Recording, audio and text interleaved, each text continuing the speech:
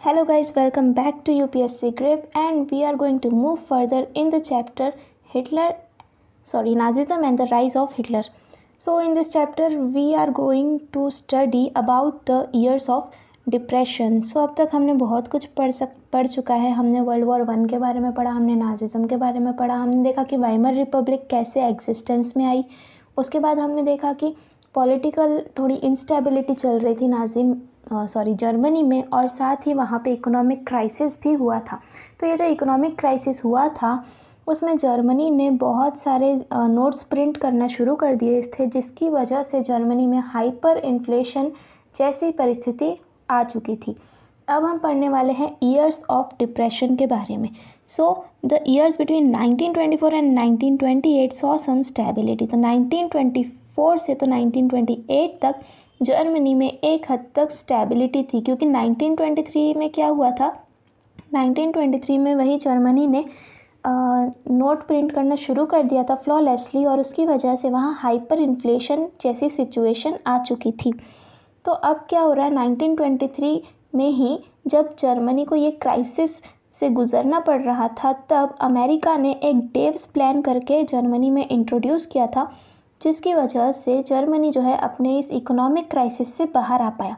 1923 के बाद, मतलब इस इकोनॉमिक क्राइसिस के बाद 1924 से 1928 तक जर्मनी में थोड़ी सी स्टेबिलिटी दिखाई दी. ठीक है, yet this was built on sand. But ये स्टेबिलिटी जो थी ना, ये भी थोड़े दिनों के लिए ही थी, ये ज़्यादा दिन तक टिक नहीं पाई. German investments and industrial recovery were totally dependent on short term loans largely from the USA. अब क्यों ऐसा बोला गया है कि ये स्टेबिलिटी सिर्फ थोड़े दिन तक ही टिक पाई, क्योंकि जर्मनी ना धीरे धीरे करके रिकवरी करने की कोशिश कर रहा था. मतलब जर्मनी अपनी परिस्थिति को सुधारने की कोशिश कर रहा था, जिसकी वजह से जर्मनी आसपास के देशों से, स्पेशली अमेरिका से लोन्स लेने की तादाद में था. यानी कि जर्मनी लोन्स लिए जा रहा था, जर्मनी USA से लोन ले रहा था, जर्मनी बाकी कंट्रीज़ से लोन ले रहा था. लेकिन इसी टाइम पे क्या होता है, 1929 में एक ऐसी सिचुएशन आ जाती है जिसकी वजह से जर्मनी को फिर लॉस का सामना करना पड़ता है. ऐसी क्या सिचुएशन आती है, तो अमेरिका की एक बहुत बड़ी कंपनी जिसका नाम है वॉल स्ट्रीट एक्सचेंज. ये कंपनी जो है ये इंटरनेशनल है. इसी कंपनी से सारे इंटरनेशनल मार्केट जो है वो ट्रेड करते हैं. तो होता क्या है, 1929 में ये जो कंपनी है वॉल स्ट्रीट एक्सचेंज, ये डूब जाती है, क्रैश हो जाती है. Fearing a fall in prices, people made frantic efforts to sell their shares. अब ये जो कंपनी है ना, शेयर मार्केट की एक कंपनी होती है. ठीक है, तो अब सबको डर लग रहा था, क्योंकि ये कंपनी क्रैश हो चुकी है. तो अब सभी लोगों ने क्या किया, अपने अपने शेयर्स को बेचना शुरू कर दिया, क्योंकि सभी लोग जो चाहते थे वो चाहते थे कि हमें फ़ायदा हो. अब क्योंकि ये कंपनी क्रैश हो रही थी, तो शेयर मार्केट का कैसा होता है कि तभी के तभी प्राइसेस एकदम बढ़ जाते हैं, और कभी देखो तो प्राइसेस एकदम कम हो जाते हैं. तो उसी चक्कर में सभी लोग डर गए थे और सब ने अपने शेयर्स को बेचना शुरू कर दिया, ताकि जितने भी पैसे बचे हों एटलीस्ट वो तो उन्हें मिल जाए. तो उस टाइम पे 24 अक्टूबर को क्या होता है, 24 अक्टूबर 1929 को क्या होता है, एक ही दिन में लगभग 13 मिलियन शेयर्स को सोल्ड कर दिया गया, बेच दिया गया. 13 मिलियन मतलब 13 मिलियन लोगों ने अपने अपने शेयर्स बेच दिए. This was the start of great economic depression, और यहीं से ग्रेट इकोनॉमिक डिप्रेशन की शुरुआत होती है. Over the next 3 years between 1929 to 1932 national income of the USA fail by half. अब क्योंकि USA की, अमेरिका की इतनी बड़ी कंपनी वॉल स्ट्रीट एक्सचेंज जो है वो क्रैश हो चुकी है, इसकी वजह से क्या होता है, USA की जो नेशनल इनकम है वो लगभग आधी हो जाती है, USA की कमाई आधी हो जाती है. Factories shut down, exports fail, farmers were badly hit and speculators withdrew their money from the markets. अब इस सिचुएशन में क्या होता है कि USA में फैक्ट्रीज़ बंद हो जाती हैं.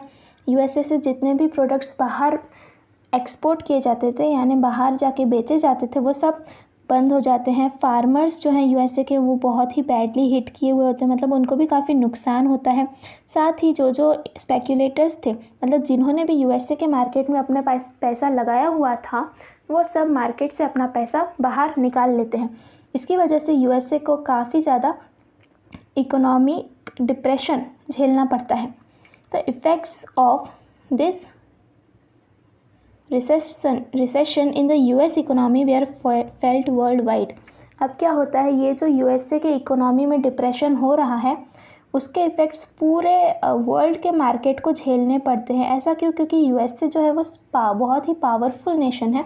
अगर यहाँ पे इकोनॉमी में समझिए कुछ भी अगर गड़बड़ होती है तो बाकी वर्ल्ड को भी, बाकी नेशंस को भी इसके इफ़ेक्ट्स झेलने पड़ेंगे, क्योंकि यूएसए का ऐसा बहुत ज़्यादा सामान है जो बाकी देश इंपोर्ट करते हैं। साथ ही यूएसए के मार्केट में काफ़ी लोग, बहुत सारे वर्ल्ड वाइड लोग जो है इन्वेस्ट करते हैं।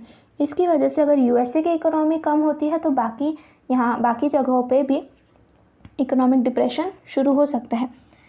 The German economy was the worst hit by the economic crisis. अब यहाँ पे देखिए यूएसए में जो इकोनॉमिक डिप्रेशन हुआ है वहीं जर्मनी को भी इसके परिणाम भुगतने पड़े और जर्मनी में भी काफ़ी ज़्यादा इकोनॉमिक क्राइसिस फिर से एक बार शुरू हो गया।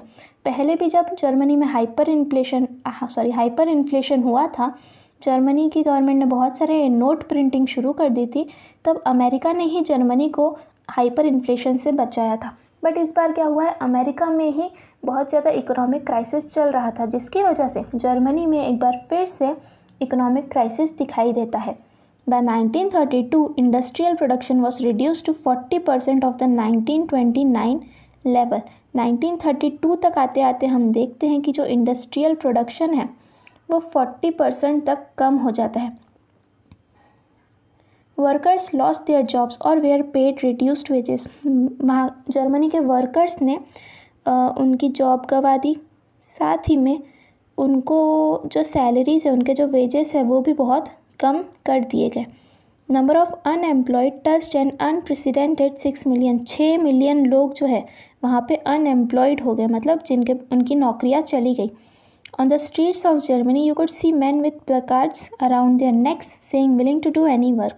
अब जर्मनी में इतनी ख़राब हालत आ गई कि लोग अपने गले में एक ऐसा कार्ड जैसा कुछ पहन के घूमते हैं और उस कार्ड पे लिखा होता है कि मैं कोई भी काम करने के लिए तैयार हूँ, I am willing to do any work.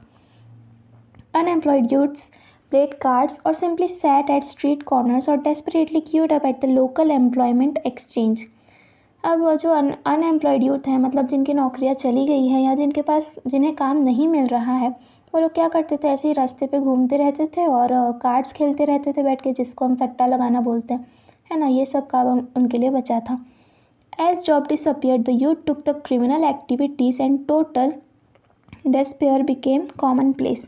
अब क्या हो रहा है, क्योंकि एम्प्लॉयमेंट नहीं है जर्मनी में जॉब्स की बहुत ज़्यादा कमी हो गई है, तो जर्मनी के जो यूथ थे, स्पेशली जो जवान लोग थे, वो लोग क्रिमिनल एक्टिविटीज़ में ज़्यादा घुसने लगे। ठीक है, क्योंकि देखिए अगर जॉब नहीं मिलेगी तो लोग खाएंगे क्या, लोग कमाएंगे नहीं तो लोग खाएंगे क्या। तो इसीलिए किसी भी तरह से, चाहे अच्छा तरीका हो या बुरा तरीका हो, लोग बस कमाना चाहते थे। इसीलिए बहुत सारे यूथ जो है वो पूरे कामों में भी घुस गए, क्रिमिनल एक्टिविटीज़ में भी घुस गए। और टोटल डिस्पेयर जो है, मतलब एकदम से निराशा, होपलेस लाइफ हो गई थी लोगों की। किसी भी तरह की आशा उनमें नहीं बची थी, किसी भी तरह की एक्साइटमेंट उनमें नहीं बची थी। The economic crisis created deep anxieties and fear in people. लोगों में बहुत ही ज़्यादा एंजाइटी और फियर्स जनरेट हो गए थे इस क्राइसिस की वजह से।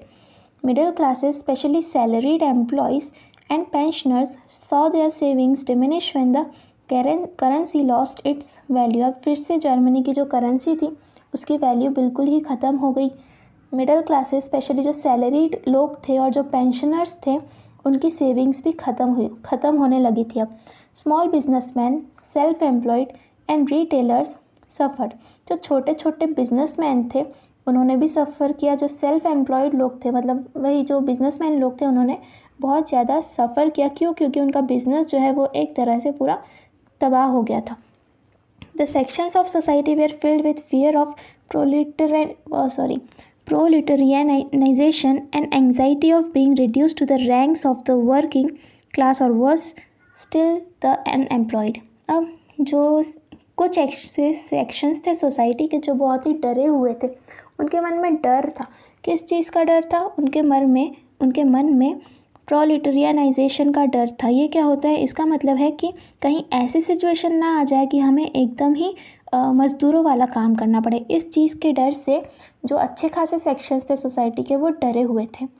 Only organised workers could manage to keep their heads above water, but unemployment weakened their bargaining power. जो एम्प्लॉयड वर्कर्स थे, मतलब जिनकी जॉब्स प्रिवेंटेड थी, जो लोग जॉब कर रहे थे,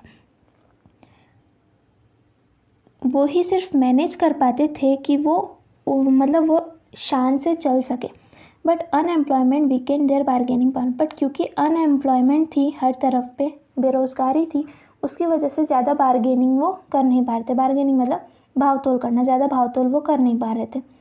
big business was in crisis, बड़े बड़े जो इंडस्ट्रीज़ वगैरह थे वो सब क्राइसिस में थे, कभी भी बंद हो सकते थे। जो बहुत सारी तो ऑलरेडी बंद हो गई थी, बट जो चालू थे वो भी कभी भी बंद हो। Large mass of peasantry was affected by a sharp fall in agricultural prices, and women, unable to fill their children's stomach, were filled with a sense of deep despair. So क्या हो रहा है यहाँ पे, जो लार्ज मास ऑफ peasantry थी, मतलब farmers जो थे उनके एग्रीकल्चरल प्राइसेस बहुत ही घट गए। ठीक है, उनकी फसल, एक तो वो जब बेचने जाते हैं तो उनको बहुत ही कम प्राइसेस मिलने लगे, फसल के बहुत ही कम दाम मिलने लगे, तो इस वजह से वो एक तरह से डिस्ट्रेस में थे। साथ ही में जो वुमेन थे वो भी अपने बच्चों को अच्छे से खिला पिला नहीं पा रहे थे, तो वो भी एकदम निराशा में थे, डिस्पेयर में थे। Politically too the Weimar Republic was fragile. हम देखते हैं जो हम वेमर रिपब्लिक की बात कर रहे हैं, ये सब जो डिप्रेशन का टाइम है ना, इस टाइम पे गवर्नमेंट पे जर्मनी की गवर्नमेंट पे रूल किसका है, वेमर रिपब्लिक का। तो इस टाइम पे शासन किसका चल रहा है, ये आपको याद रखना है, वेमर रिपब्लिक का। लेकिन पॉलिटिकली अगर देखा जाए तो वेमर रिपब्लिक बहुत ही फ्रेगाइल थी, मतलब कमज़ोर थी। The Weimar constitution had some inherent defects which made it unstable and vulnerable to dictatorship. अब वेमर कॉन्स्टिट्यूशन जो है उसमें कुछ इनहेरेंट डिफेक्ट्स थे कि वो डिक्टेटरशिप को फॉलो नहीं करते थे। हमने देखा था वेमर कॉन्स्टिट्यूशन एकदम डेमोक्रेसी को फॉलो करते थे, और जहाँ डेमोक्रेसी को फॉलो किया जा रहा है वहाँ डिक्टेटरशिप को फॉलो करना is like impossible. Proportional representation this made achieving a majority by any one party a near impossible task. अब क्योंकि जर्मनी में प्रोपोर्शनल रिप्रेजेंटेशन चल रहा था, प्रोपोर्शनल रिप्रेजेंटेशन मतलब हर एक पार्टी जो है उसके कुछ मेंबर्स गवर्नमेंट में जाएंगे। इसकी वजह से क्या हो रहा था, कोई भी एक पार्टी प्रॉपरली जर्मनी पे रूल नहीं कर पा रही थी, हमेशा कुछ पार्टीज़ के मेंबर्स साथ मिलकर रूल कर रहे थे। अनदर डिफेक्ट वाज आर्टिकल 48, और दूसरा डिफेक्ट जो था वेमर कॉन्स्टिट्यूशन में वो क्या था, आर्टिकल 48। अब आर्टिकल 48 क्या बोलता है, वो बोलता है the president the powers to impose emergency, suspend civil rights and rule by decree। अब आर्टिकल 48 क्या बोलता है कि हम प्रेसिडेंट को पावर देंगे। क्या पावर देंगे कि प्रेसिडेंट कभी भी इमरजेंसी घोषित कर सकता है। इमरजेंसी अगर लग गई किसी देश पे, प्रेसिडेंट ने बोल दिया कि आज से इमरजेंसी घोषित की जाती है, तो क्या होता है, सारे जो राइट्स है, सिविल राइट्स, वो सस्पेंड हो जाते हैं। मतलब लोगों को जैसे आज घूमने फिरने की आज़ादी है, बोलने की आज़ादी है, ये सारी आज़ादियाँ उनसे छिन जाती हैं। एंड प्रेसिडेंट रूल कर सकता है डिक्री से, मतलब कोई भी एक ऑफिशियल ऑर्डर निकाल देगा कि आज से ये बंद, तो आज से सारी चीज़ें, सारे राइट्स, सारे जो फ्रीडम है वो सब कुछ छिन जाएगी। तो हम देख रहे हैं कि वेमर रिपब्लिक में कुछ डिफेक्ट्स थे, उनमें से एक डिफेक्ट था article 48। Within its short life, the Weimar Republic saw 20 different cabinets lasting on an average 239 days and a liberal use of Article 48। तो बहुत ही शॉर्ट टाइम तक वेमर रिपब्लिक ने रूल किया था, लेकिन बहुत शॉर्ट टाइम में ही 20 डिफरेंट कैबिनेट्स यहाँ पे आ गए थे। 20 बार अलग अलग कैबिनेट्स, मतलब जो पार्लियामेंट में बैठते हैं ना सब लोग, उनको कैबिनेट कहा जाता है। तो यहाँ पे 20 डिफरेंट कैबिनेट्स देखने को मिले। साथ में 239 डेज़ में ही, सिर्फ 239 डेज़ की बात है, और यहाँ पे 20 बार इनकी सरकार ही बदल जाती है, और बहुत ही ज़्यादा आर्टिकल 48 का यूज़ किया जा रहा है, मतलब बहुत बार यहाँ पे इमरजेंसी लगाई जा रही है। Yet the crisis could not be manage, फिर भी जो क्राइसिस है जर्मनी में वो मैनेज नहीं किया जा पा रहा था। People lost confidence in the democratic parliament system which seem to offer no solution. अब क्योंकि वेमर रिपब्लिक कोई भी सॉल्यूशन नहीं ला पा रहा था, जर्मनी लगातार इतनी सारी प्रॉब्लम्स फेस कर रहा था और वेमर रिपब्लिक इसका कोई सॉल्यूशन नहीं ला पा रहा था। इसीलिए लोगों को लगने लगा कि ये जो डेमोक्रेटिक पार्लियामेंट्री गवर्नमेंट है ना, जो डेमोक्रेटिक गवर्नमेंट है वो किसी काम की नहीं है, तो इसको बदल देना चाहिए। लोगों को ऐसा लगने लगा कि इससे अच्छी तो डिक्टेटरशिप है। डिक्टेटरशिप मतलब एक राजा होता है, वो जो बोलता है वही सही होता है, उसने अगर कह दिया गलत है तो भाई गलत है। आगे हम देखेंगे कि हिटलर जो है वो डिक्टेटरशिप में ही बिलीव करता था, तो लोगों को भी यही लगने लगा था कि डिक्टेटरशिप ज़्यादा अच्छी होती है डेमोक्रेसी से। हालांकि ऐसा होता नहीं है, रियल में हम देखें तो democracy is far better than dictatorship. But क्योंकि वेमर रिपब्लिक सारी केसेस को सुलझा नहीं पा रहा था, जर्मनी को उसके क्राइसिस से बाहर नहीं ला पा रहा था, इसका एक कारण ये भी हो सकता है कि वेमर रिपब्लिक को लोगों का ज़्यादा सपोर्ट नहीं मिल पा रहा था, इसीलिए ये गवर्नमेंट ज़्यादा अच्छे से काम नहीं कर पा रही थी, इसीलिए लोगों का इस पर से बिलीव उठने लगा था। नेक्स्ट हम देखेंगे हिटलर्स राइज टू पावर। ये हमारे चैप्टर का सेकंड टॉपिक है जो हम नेक्स्ट वीडियो में देखेंगे।